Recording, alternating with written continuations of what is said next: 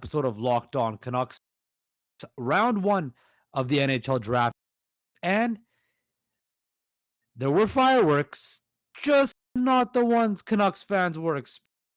Locked On Canucks on a special NHL Draft edition, and it starts now.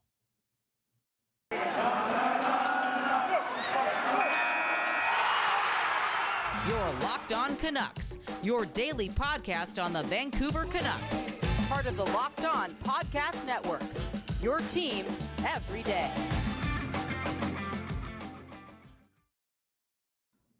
Hello, everybody, and welcome to Locked, the show that keeps you locked in on all things Canucks. I'm, of course, your host, Justin Pooney. You can find me at Twitter at _ sports. Our show's Twitter at Locked On. Also, like and subscribe to our YouTube channel. I want to thank you for making Locked On Canucks your first live of the day. We are free and available wherever you get your podcast.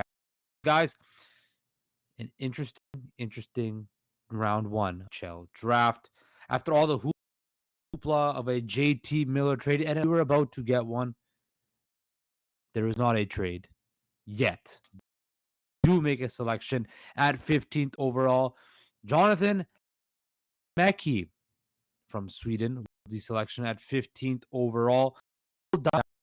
Play for all of you listening on YouTube.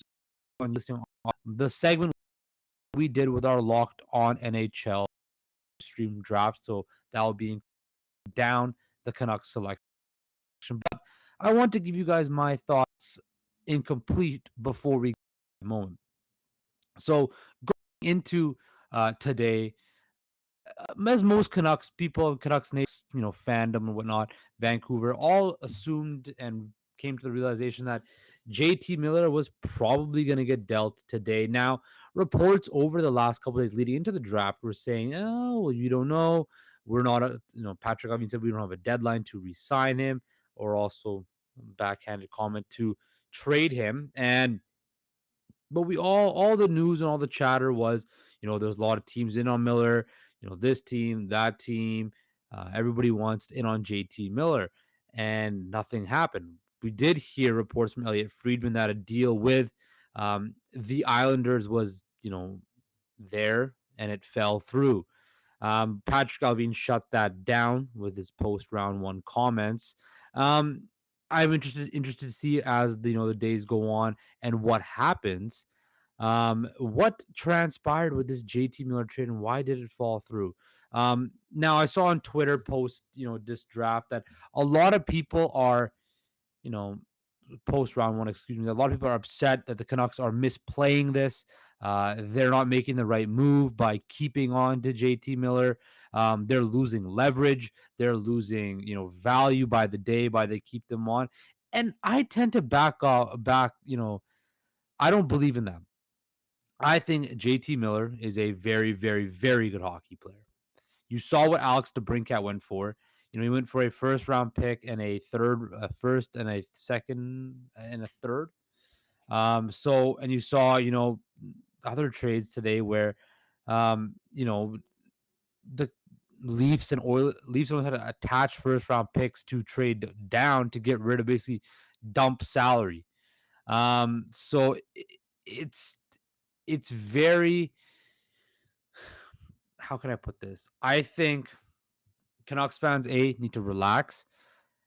I believe that the Canucks, if the deal is right and the price they want for JT Miller, they will make the right move. I don't see the sense in just making a deal for the sake of making a deal. Yes, you're at the draft and there's a heightened expectation that a trade could transpire. But if it's not the deal you want and you think is going to make this team better, we all know, and I think it's obviously the Canucks did not want draft assets for JT Miller.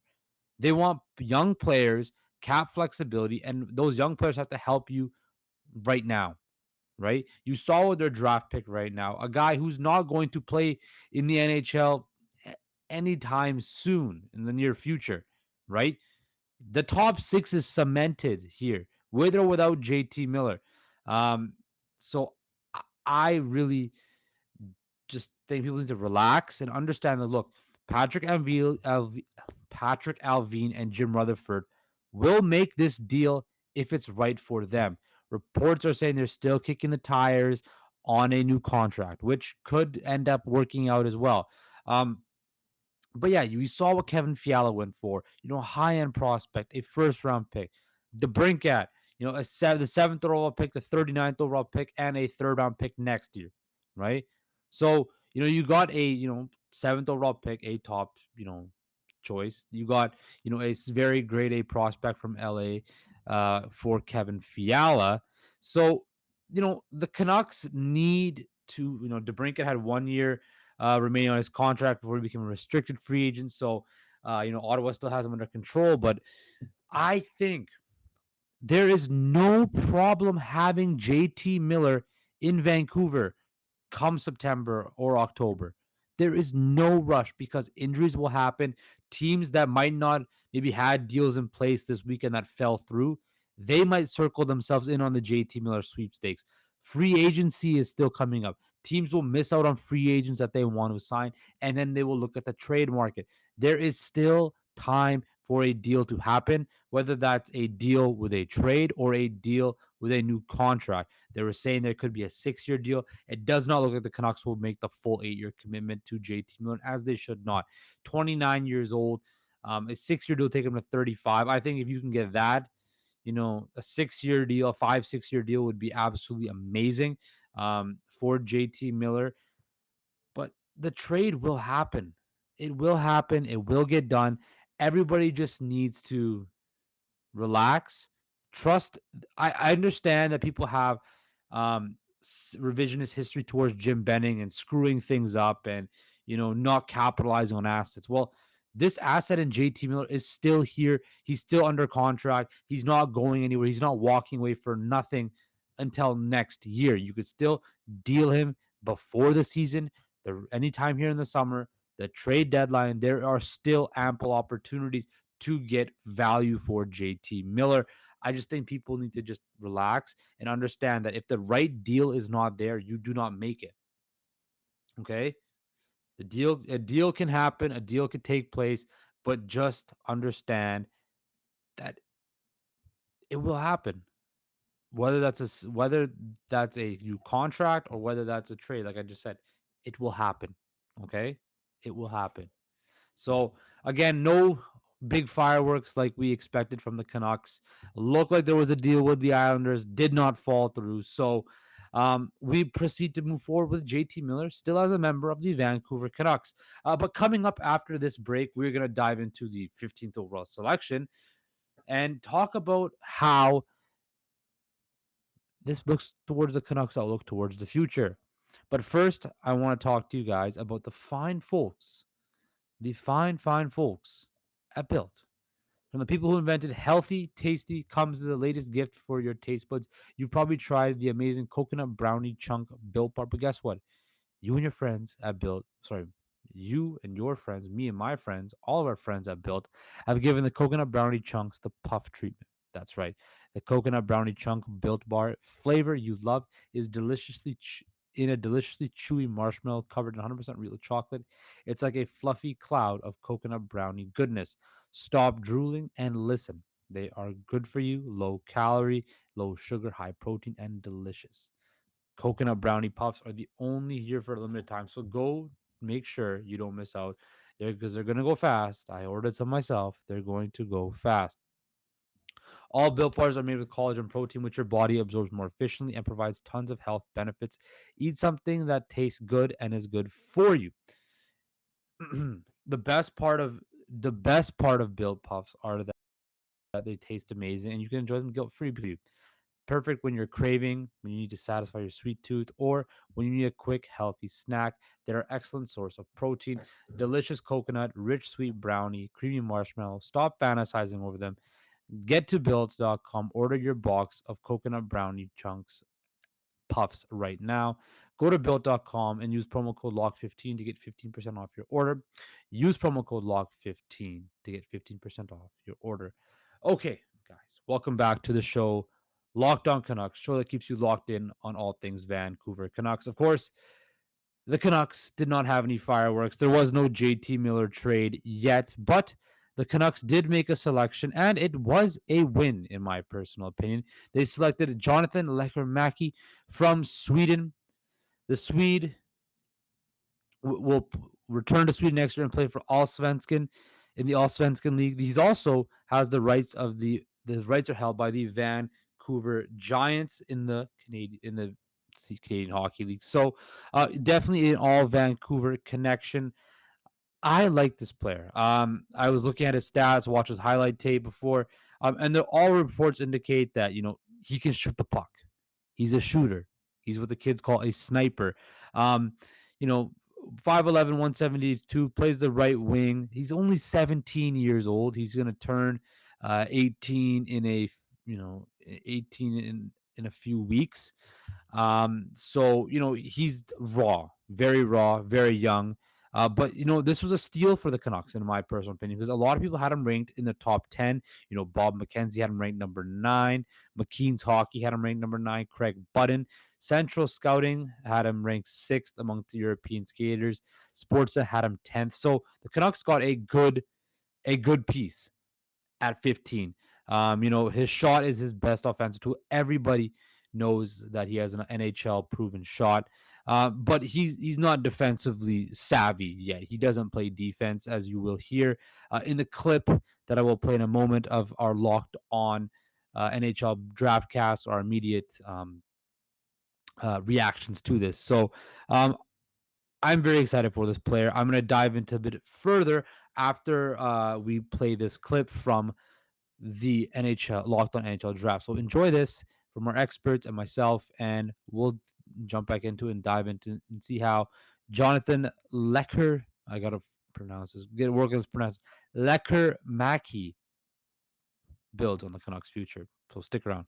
Gil Martin of Locked On NHL with you as we continue our coverage of the 2022 NHL Draft. And joining me, Brandon Pillar of Locked On Senators. He is our prospects expert. And now joining us, Justin Pooney of Locked On Canucks. Jonathan Lekkerimaki is the pick. Justin, how excited are you about this selection? Very excited, actually. This is exactly what I projected the Canucks needed. They needed a young guy who can score goals, because this team, while they do have young pieces, we're all expecting JT Miller to get traded tonight, eventually, sometime. So you're going to need eventually somebody to fill that void of a guy who can put the puck in the back of the net. Now, as Patrick Allvin said in his interview, he thinks that this player will take some time. They're going to, he's only 17, so they're going to let him, develop and get a little bit stronger, bigger. And then when he's ready, come to the NHL. Because the Canucks do have the signing of Andrei Kuzmenko. They do have the ability to wait for a winger, right? So all in all, I saw projections had him as high as number 8, number 10. So the Canucks definitely got a good value pick here. So I'm very happy with this pick. Brandon, what is the strongest point of his skill set at this point in his development? Yeah, Justin, I think you should be happy about this pick in Jonathan Lekkerimaki, because he has one of the best shots in the entire draft. And he's one of those players where maybe you look at the rest of his game and you're wondering how it's going to all fit together. But when you have a guy that has the release of Lekkerimaki, like he has a pro-ready shot already. So when you have one dynamic attribute like that, you can work on the rest of the parts of his game. And as a winger, you know what, if he needs a good centerman and maybe a more defensively responsible winger flanking the other side, that's fine, because he's going to be a guy that's finishing the plays, and especially on the power play. Like, he's he has that ability to just skate up the ice, get past the blue line, and just rip a puck past a goalie like that, and you're up 1-0 in a flash. Like, he's the type of player that if you're the Vancouver Canucks, you kind of feel like you've got other spots figured out on your roster. Why not try to take a home run swing on a guy with an amazing shot like Lekkerimaki? I like this pick, and I like the direction the Canucks went here. And Brandon, you spoke about the shot. Elias Pettersson, we know, has a bomb of a shot. So having those two options on the power play, makes it hard for defenses, and also a lot harder for goalies as well. No question about that. Brandon, what does he need to work on? You say he's 2 or 3 years away. A lot of players who are drafted are. What specifically does he need to work on to get to that next level? Well, when you're in the pros, unfortunately, you can't play on offense all the time. And he doesn't have a lot of interest defensively. And that's very typical for his type of prospect at this age. He's going to work on his defensive part of the game because elite prospects, they mentioned he's a very similar player to Mike Hoffman. Now, as a fan of the Senators, I got to see Mike Hoffman a lot. He would score in the 20s of goals. He would put up massive power play points. But as soon as that puck was in his own end, he was basically a liability, and you might as well just change him off the ice, even if it means your team is down a man for 30 seconds, because he's not able to defend very well. And I think that's Lekkerimiki's biggest downside is he's grown up just relying on that big shot and scoring goals and being the guy that finishes on the power play. He hasn't had to worry about his game defensively. Whereas if he's going to find a regular spot on this Vancouver Canucks lineup with a lot of talented wingers, like you mentioned, Justin, he's going to have to prove he's not a liability defensively. Is he coachable? Does he have the work ethic to improve in this area? I think he does, and it's interesting. He was one of the players playing over in Djurgården. Djurgården has had a great year as far as prospect goes, but he didn't have a lot of success in the SHL. But Djurgården was actually relegated to the lower league in the Allsvenskan league, so he may have a better time developing and being able to work on that defensive game up against lesser competition in the Allsvenskan league as opposed to the SHL. So I think give him a year, give him 2 years over there, and maybe bring him over then to play in North America. I don't think the Canucks are trying to rush this guy. They just got Kuzmenko, like you mentioned, Justin, and I think they're able to be a little bit patient and try to bank on the upside of a guy with an incredible shot like Alekaramaki. Justin, where do you think the Canucks look next as far as improving this team is concerned? Well, the big elephant in the room, as I mentioned off the top, was the JT Miller trade. There was reports that, there's something with the Islanders was worked out, and then it kind of fell through last minute. That is the shoe that I think everybody in Vancouver is waiting to drop. Whether it's, later on sometime this draft week, or they hold on to him. That is the shoe that has to fall. I think going forward, this team has the talent at least in the top 6 and the top 9 to be, contend for a playoff. But we all know the back end is still a huge concern. That is what I want to see the Canucks address going forward in the draft. Look at, you drafted Podkolzin in your last first round pick, right? A forward. We know that Pettersson's the best. We want to see, draft and develop some defensemen, because the pipeline for defensemen in Vancouver is not deep right now. And that, as we saw with Colorado, who just won the Stanley Cup, you need a strong defense if you want to contend, which we all know everybody in Vancouver wants to happen. All right. For more, you can watch and listen to Justin on Locked On Canucks. Justin, thanks so much for joining us. Well, there you have it. You heard from me and our fine hosts, Gil, and our fine hosts, Gil and Brandon. So, yes, as we all know, his shot is NHL ready. And imagine him on the power play with EP40. He wears number 40 because he's a EP40 fan. So that just shows you, how young he is. And is Elias Pettersson now a vet in the league? That's kind of crazy to believe. But I think the Canucks, the where he would slot in on the roster, this is the type of player that would garner top 6 minutes. The Canucks top 6 is pretty set right now. So you add a winger that can score goals. In addition to Brock Besser, Andrei Kuzmenko, Elias Pettersson, if he does play wing, if JT Miller still around, JT Miller, if he's still around. So you have, Vasily Podkolzin, Niels Höglander. So you have a pipeline now of young forwards that looks quite good, in my personal opinion. Of course, EP40, Besser, Podkolzin, Kuzmenko, Höglander, now Jonathan Lekkerimaki. So there is, hope and promise in this pipeline. But he is a project. He's got to get bigger. He's got to get stronger. So he's got some, he's got his shot, but he's also able to handle the puck quite well. In the World Under 18s, this when he was with Sweden, 15 points in just 6 games. So, he has the ability to score. He scored 5 goals in 6 games, 10 assists for 15 points. He's, he can put the puck, all indications are he can put the puck in the back of the net, which is critical. And I think this is a project, but I think the raw talent is there. What have I mentioned before when I was talking about the Owen Pickering um, pick the other day when he went, of course, went to Pittsburgh, which was a very nice move for them. But I would rather go with a guy who has a high ceiling that over a guy who's got a lower ceiling but could be more ready made. The Canucks top six is set. I'd rather go for a swing for the fences, go for a high ceiling, high skill guy that could potentially, play in your top six and score, 25 to 30 goals, hopefully going forward. So I love this pick from the Canucks. I think Patrick Alvin and Jim Rutherford and the scouting department, Thomas Gradin, they've worked wonders. He joins a group of guys with Henrik Daniel Sedin, Elias Pettersson, and Matthias Olin, all Swedish first round picks for Vancouver. I think we can safely say that all of them have panned out very well.